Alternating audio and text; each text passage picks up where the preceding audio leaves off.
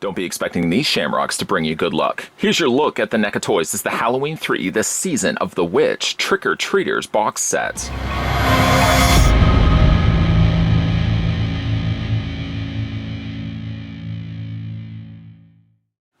It's almost time, kids. The clock is ticking. Halloween is almost here, and you don't want to forget your mask. Silver Shamrock Novelties is your #1 source for high-quality latex masks.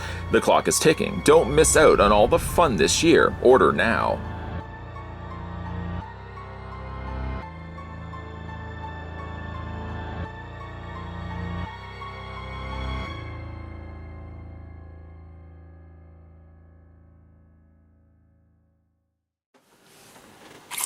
Yes, one could certainly say a long overdue video. It did take me a while to actually acquire these. With the pandemic certainly spreading the globe, I had to actually source these ones out on eBay. And then even after that, I had to wait a while for them to actually show up. I feel like the set probably took me about 2 months before they finally showed up. It's ridiculous. But we obviously know that things have to be the way that they are until things clear up. Nonetheless, though, we are going to be having a look at these right now. If you are in the market to acquire these for yourself, you can certainly still, I'm sure, pick these up at comic book stores when they eventually do open up if they haven't already. Or, of course, you can check out places online. There's actually a lot of online sites currently sold out on the trick-or-treaters, so happy hunting and good luck. Needless to say, though, we're going to kind of gauge the height on these, and they're pretty much all the same height to one another. The witch you could potentially say, because the mask is, of course, wearing the cloak, the hood over top of the mask there is technically making the figure just a little bit taller. So on average, I'm going to say that these figures are roughly about 5.5 inches in height. They're a little bit smaller than your conventional retro cloth figures, and that works out to be 13.9, almost 14 centimeters tall. Looking at the figure's accessories, I've categorized them and sort of grouped them up by each one of the figures.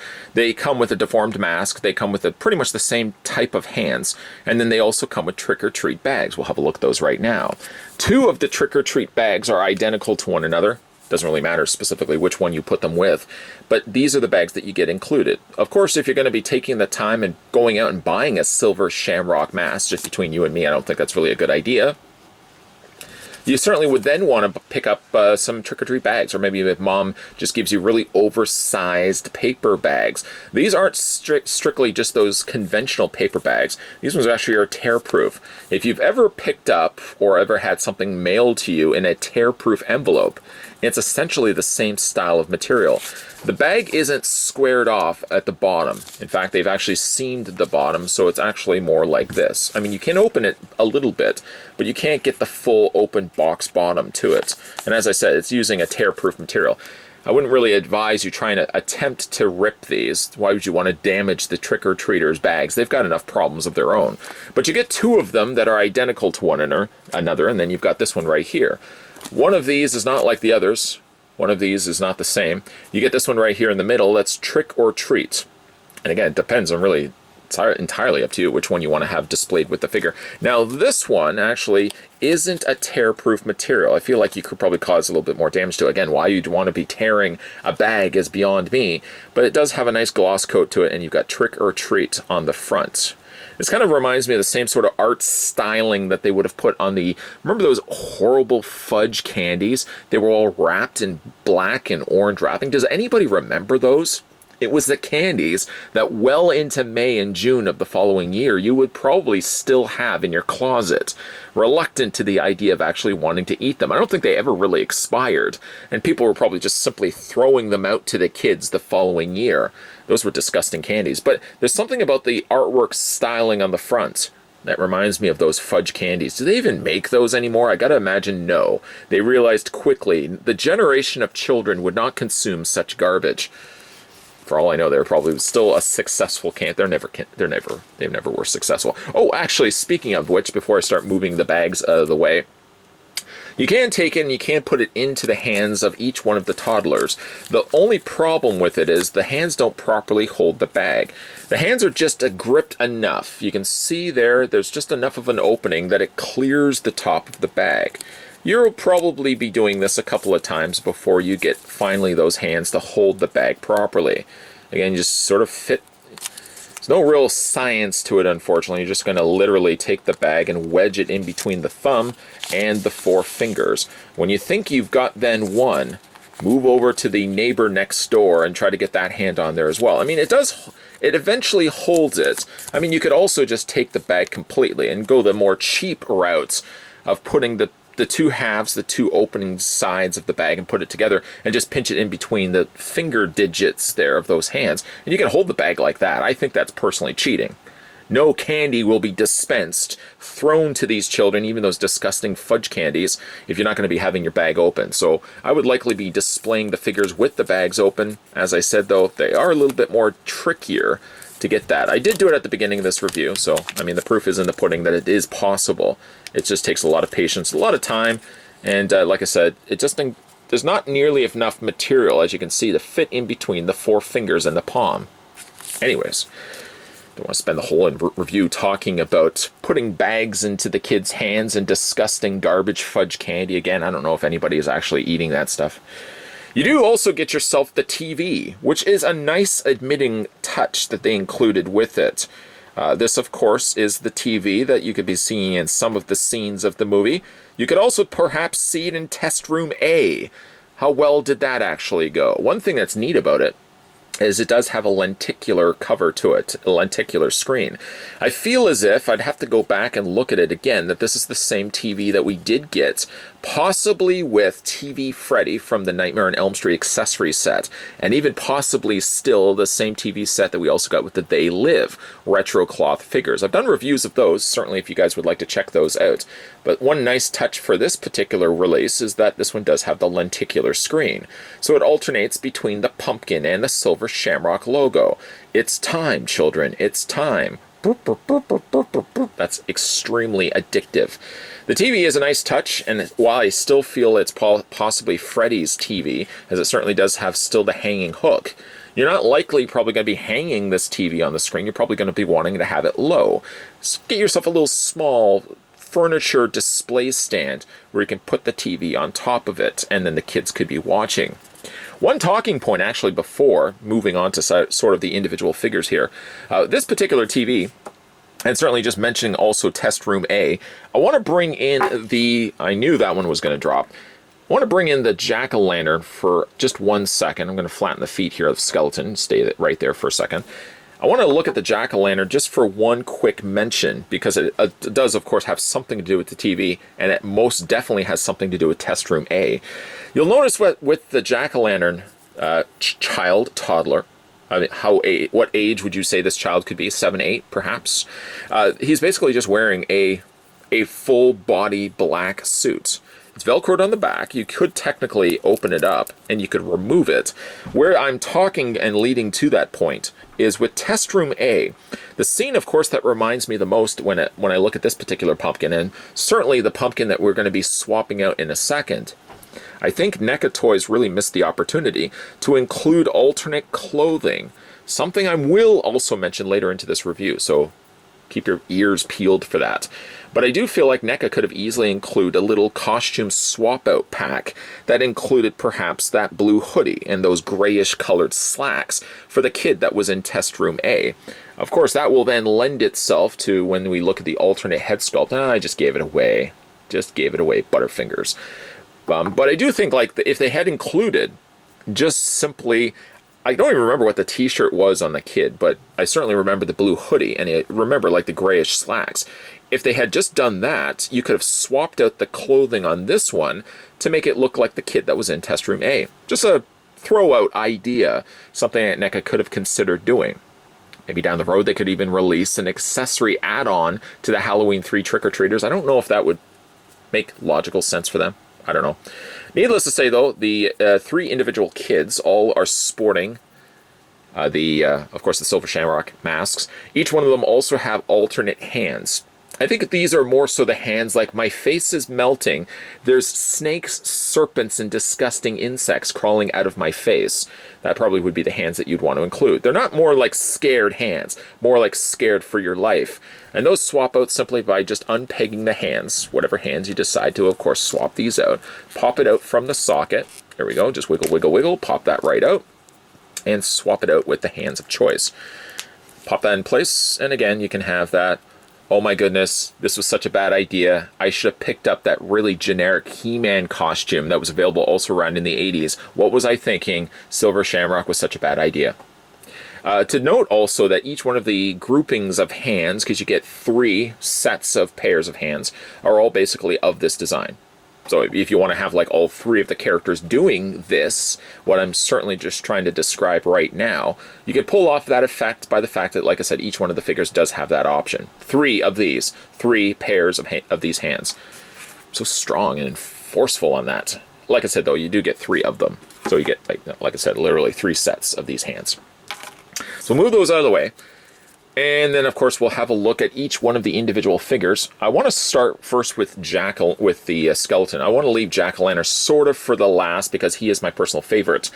If you are watching this review, let me know down below in the comments section what you guys think your favorite Silver Shamrock mask is. Is there anybody that digs the Witch? I don't really like the Witch myself, but I like the fact that each one of them are distinct from one another. Anyways, we'll have a look at the skeleton mask first. Each one of them have the noted touch of the little badge of Silver Shamrock to tell you this stuff is official.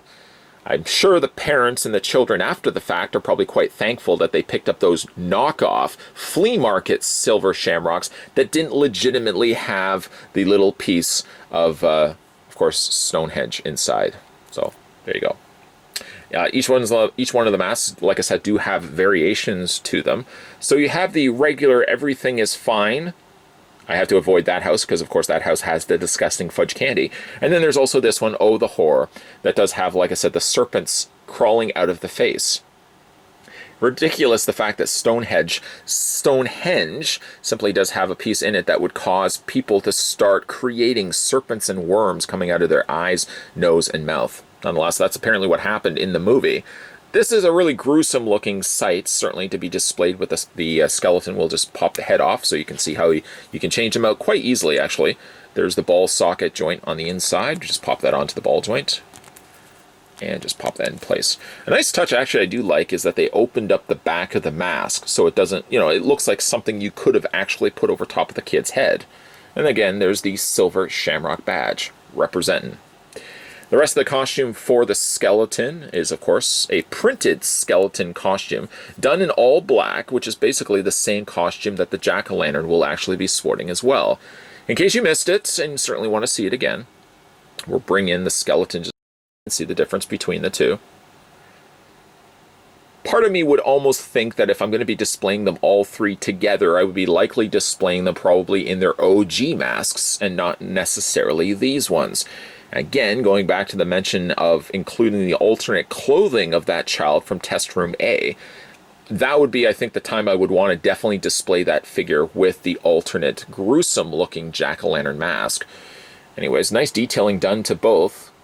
The more gruesome mask certainly has some additional color, as well as quite a considerably frightful eye now visible in the eye hole area of the mask. I don't know how that just appeared out of nowhere. But nice detailing done overall on the figure. For the articulation on this one, the head rotates all the way around, and it hinges up and down, and you can also, of course, rock it back and forth. The arms hinge outward, both sides, and you get a full 90-degree bend. That's good there. Forward and back on the arms, bend at the elbow. You can also rotate the forearm, and you can rotate the hands all the way around. With an individual hinge, we'll just bend that going right there. Do have a waist swivel, the legs split out, there's a swivel on the top cut of the thigh, a single hinge in the knee, and then articulation on the little sneakers, which do vary from each one of the characters. One thing I did notice, though, with these figures is they do have some difficulty standing. I think it's just because not necessarily, like this ankle is a little loose, but this ankle isn't. One thing is, at least, that each one of them have peg holes on the undersides of their feet. So, for example, you want to use like a NECA display stand, which I just happen to have right here. Almost like I planned this whole thing. You can just take the figure's foot, plug it securely to the base, and it's not going to be going anywhere, and it certainly isn't going to fall over. Watch it now fall over. And there's the skeleton right there. Oh, one also thing, the other accessories to mention to include with the figure as well, is the witch's hat. There's a couple of different ways you can, of course, go about doing this. The hat does technically fit over top of the jack-o'-lantern. There's a little hole just on the top of the hat, and that fits into the stem like that. and you can have jack-o'-lantern Halloween witch, which does seem a little awkward to me, but I mean, if you want that desired look, you can do that, and the hat stays perfectly fine in place because it pegs into that hole. You can also use that same mask, same hat, with both the witch and both with the skeleton. Let me just go ahead and get the jack-o'-lantern head back on for a second. We'll put him down here for a second. There we go. And you can also, I'll just take the, we'll take the regular skull head so you can see. Now, because this one actually doesn't peg into place, both with the witch and with the skull, you're more or less just resting it on top of the head, hoping that friction will take over and the hat will stay in place. But it really is more so designed based on the hole for the jack-o'-lantern. I kind of like to really display it also with the witch. I'll show you how that works also in a second. So, yeah, there you go. So we'll put the skeleton head there, the skeletal remains, if you will. And next we'll have a look at is the witch. Of course, again, I'm leaving the jack-o'-lantern for the last. The witch is a little bit different of an attire. The same body underneath, different shoes, yes, but this one also does have the cloak underneath, or the cloak draping down. Unfortunately, a little bit of the paint. Let me just bring this up for a second. I don't really know what has specifically happened here. I think it might just be the dyeing of the material that they used has stained the legs of the witch, which is fine because I don't know why I would want to consider taking this off anyways. And truth be told, it drapes low enough that you're not really going to see it anyways. I just wanted to mention it's there. This one does have the wire frame, which is kind of interesting, the fact that they would incorporate that. It's a top collar piece that basically is a separate piece that goes over top. This one also does have the belt that's looped through and tied off in a knot. But like I said, this one does have a wire frame, so if you do want to manipulate it a little bit more than what it currently is right now, I don't know, if you want to get a little bit more creative, I suppose, with your posing, then this one does have the additional wire frame. It's basically just along the bottom edge here, all the way around, and meeting up to where basically we start at the beginning of our journey. Torn, tattered sleeves, torn, tattered bottom there. And overall, again, really nice looking figure with, here's what the witch's head looks like. This one, of course, does have the hood over top.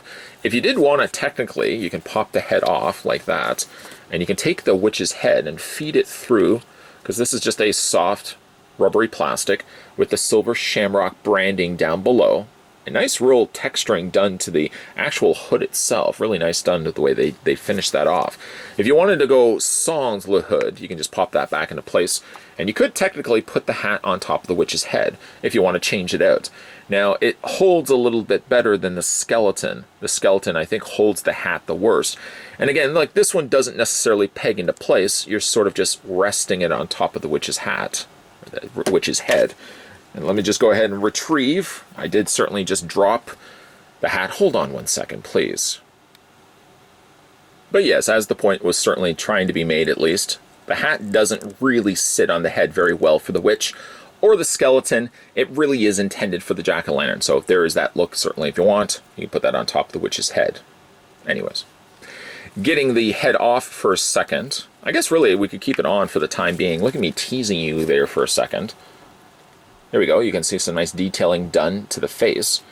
You don't see eyes. You certainly don't see eyes yet, but you do see a sculpted tongue and teeth belonging to the mask itself. A nice wart both done on the cheek and as well as the nose with some nice coloring of two versions of green. A more almost primary green, even though green technically isn't a primary color, but the main color green with slightly lighter, swampier versions of green, like around the cheek area, around the eyebrows, little areas around the wrinkles of the forehead, for example, and down below around the chin. It's a nice detailed mask overall. And as you can see, NECA did finish off everything rather nicely on the back of it, even if really the intended plan is that you're probably going to be having it in the hood anyways. It's just nice to see that they actually would have finished everything there. So we can go ahead and just pop this back off. Take that mask. We'll just take the front face, and to fit that back in the mask, simply just do this. Just that's it. That's all that's really required. Now, like the skeleton, there's two alternate versions. One gruesome, one certainly more gruesome than the other. The thing to note, actually, when you look at the two, is the more human eyes underneath. I don't see much in the way of the whites of its eyes, or the white of the eyeballs. You do see a little bit of reflection, it seems, off the pupils, but I guess a lot of that is distracted anyways by, oh right, yeah, there's spiders and gruesome things crawling all over its face. Like with this one, though, you can take this out if you wanted to. You just pop this out like that. And like with the other one as well, they fully finished everything to it. Even if your intended plan was never to remove it, maybe you didn't even realize it was removable, you're welcome. It's the least I could do. It's a nice discoloration now, including some flesh tones underneath, where the mask has started to melt onto the face of the poor person wearing it. You can see there is a snake slithering out from the mouth. What is it about snakes slithering out of the mouths? But nonetheless, it's there. There's worms crawling out of the eyes. That's gruesome. This is a really fantastic sculpt on all of these, actually. And if you want to see what they looks like, we'll go ahead and put the head into the hood. There we go. And then you can just go ahead and pop that onto the shoulders, and that's what you have for the witch. The articulation on the witch is basically the same for the skeleton, so I'm not sure if you really want me to cover off on that, but basically all the same for the head, the arms, the elbows, the wrists, legs, knees, all that fun stuff. It's basically your standard articulation for the witch. There we go. We'll put her down here. I'm assuming the witch is a she. The mask, technically you could say sure is a she, but perhaps there's a boy underneath that. Perhaps there's an owl underneath that. Last but certainly not least, we'll have a look at the jack-o'-lantern, which is, for me, my favorite of the three. I only picked up one replica mask. I believe it was released by Trick or Treat Studios, and that was the jack-o'-lantern. I just prefer it myself. It does have the silver shamrock on the side there. Actually, a little badge on the back with the little silver shamrock on the side. It does have what natural pumpkin should look like, at least from a skin level. Sort of this hide that kind of looks like tree bark a bit. Again, there's the silver shamrock logo on the back. Again, if they had only incorporated the alternate clothing of the hoodie, the pants, again, you could simply just have unvelcroed this, popped this right off, and then you could just swap this out for the kid, because the other mask, which I favor the most of all the gruesome masks, is this one right here. It's so iconic to the film. Of course, that's when we fully see the effects of wearing a silver shamrock mask, is this gruesome looking mask after the fact. Again, we've got now a snake slithering through both the mouth and the eye socket area. You can see there's worms, of course, some decay done to the pumpkin itself. It looks like several different colored beetles. Just really, really cool what NECA was able to do with these head sculpts. And again, if you want to swap these out, you just pop this off the ball joint. And then we can just go ahead and replace it with this head sculpt here. There we go. And then really, if you really want to go the full effect, let's go ahead and pop the hand off the other side too. Just wiggle, wiggle, wiggle, pop that right off. Find one that has a thumb facing inward, because after all, thumbsies go in. And then what you can do is just have the hands up like this, for example. And the hand up like this, for example. And you'd be like, oh, the horror. Oh, my goodness. Oh, I wasn't expecting a snake to come crawling out of my eyeball. Just a nice look. Really, of all of them, this is my favorite. I just wish, again, they could have included the alternate clothing so that if you did swap this out, I mean, this really, for me, I would have put the kid right here. I would have put the TV right there. But, of course, it's missing. It doesn't have the proper clothing, which is a bit of a shame. Articulation on all of these, again, we'll just quickly run through this because I know probably seems like I'm beating a dead horse, but the head moves up and down, again, back and forth, rotates, arms, 90 degree. Bend at the elbow, check, got that. Swivel at the forearm, check, got that. Rotate the hand, that bends in and out. The legs split out. Waist, now I did mention waist swivel, there it is right there, waist swivel. The legs do bend. Articulation at the top of the thigh, bend at the knee, and articulation in the sneakers, which, like the others, are completely different. This one is a pair of blue sneakers, the witch had a pair of brown sneakers, and the skeleton had a pair of white and red sneakers. The last thing I certainly also want to mention too is I'm going to put all the characters down here just for 1 second, and I want to bring another retro cloth figure that NECA Toys did release not too long ago, because certainly this plays some significant role when it comes to displaying these figures. Truth be told, though, it's the same actor, Tom Atkins. It's the wrong role, though. This is Tom Atkins from Night of the Creeps as Detective Ray Cameron, which, of course, I've already had a look at in a previous review. We're going to go ahead and move these figures back here for a second. There we go. And we'll just move the witch back here for a second as well. I know, of course, certainly the review is the spotlighting of these three, but also, again, just looking at Detective Ray Cameron, which we already had a look at before. Personally speaking, I feel Night of the Creeps as a re-release was perfectly fine, but giving us a retro cloth version of Detective Ray Cameron, I would have preferred Dr. Daniel Chalice instead from Halloween 3, Season of the Witch. To be fair, I mean, the face sculpt is exactly the same. To be fair, Tom Atkins looks the same in every single film that he's in, but of course the jacket, the suits, and the tie are completely a different color. In the film, actually, he's near the end of the film where I really would want to display the figure the most, and not necessarily in his doctor's jacket. He does have a similar colored jacket like this, more like a windbreaker that only goes to about here, and then of course he has the red plaid shirt underneath. The pants are about brown anyways, and you could even argue the point the same for the shoes. Like what I had mentioned that NECA should have really included the alternate hoodie and the pants for the jack-o'-lantern, I feel certainly as a nod to collectors who have already collected Cameron, I think they could have easily included an alternate jacket and an alternate shirt. So if you wanted to take your existing Ray Cameron, take off the jacket, take off the shirt and the tie, swap it out with really only two alternate different attires, two different extra clothing, of course the plaid shirt and the jacket, and just like that, you could take your Detective Ray Cameron and you could switch it out to Dr. Daniel. You could, of course, thrown in a phone or something like that as well. Even though it does stand out a bit, I mean, that's not really necessarily how Atkins does look in the film. Usually when it comes to displaying these, now that I finally have acquired the trick-or-treaters for myself, this is going to be the way I'm going to display the figures. I'm going to put out probably maybe the three figures in the front, whether I would go gruesome masks or not. And I would put Detective Ray Cameron in the front or in the back. If anybody was to say, hey, wait a minute, is that Detective Ray Cameron from Night of the Creeps? Why are you displaying him in Halloween 3 because it's not Dr. Daniel Chalice? I would say, you know what, you're just like the best friend ever. The fact that you would know that. But that would probably what I would be displaying these with, because I feel like I have more of a personal interest, an invested interest in displaying this more as Dr. Daniel than I would be necessarily displaying him as Detective Ray Cameron, which of course he was released before in a retro cloth Night of the Creeps set, also from the folks over at NECA Toys. Suffering the side effects of a Silver Shamrock commercial or breaking out in interpretive dance, I'll leave it to you guys to decide. Here in final looks, I've displayed the three figures in their alternate head portraits. These are the head sculpts that depict the children thinking to themselves, Silver Shamrock masks this year was such a bad idea.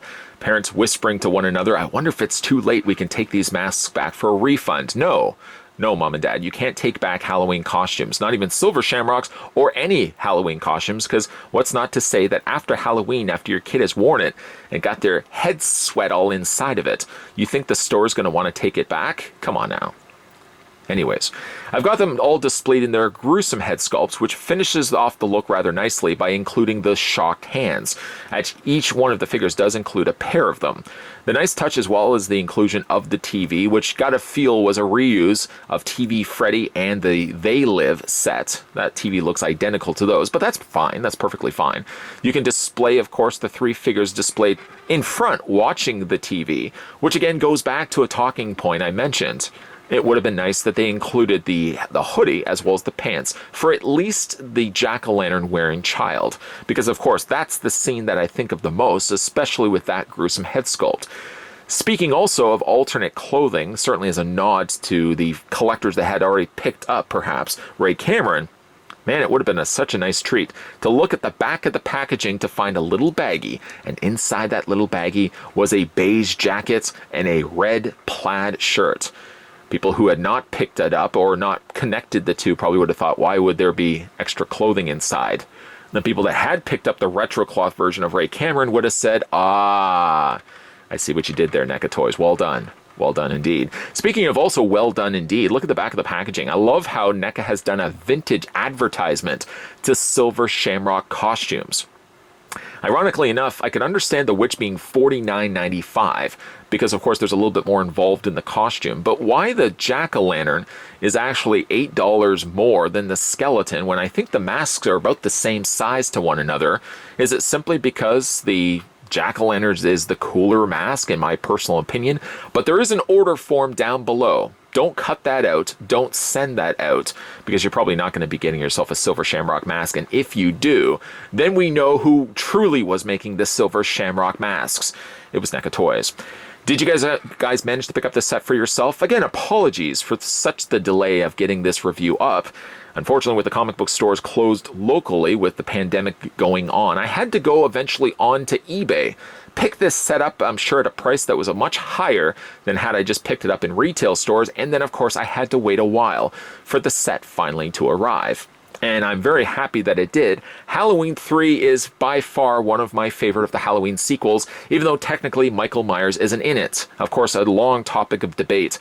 If you had just pulled that film from the Halloween franchise and called it Halloween Season of the Witch, and even attached the number 3 to it, I think people would be having a more fond love for the film, instead of despising it back in the day. I feel like Halloween 3 now has gotten the appreciation it deserved to have back in the day. Fans are realizing now what a great movie the Halloween 3 is, Season of the Witch, with possessed, not quite possessed, but silver shamrock masks that cause serpents and bugs to crawl out of your eyes. That's some really dark magic. Needless to say, what you guys think of this set, let me know down below in the comment section. If you guys are new to this channel, make sure you hit that subscribe button down below and stay tuned, as there's going to be a lot of videos coming your way. As always, guys, thanks for watching. I'll see you guys next time.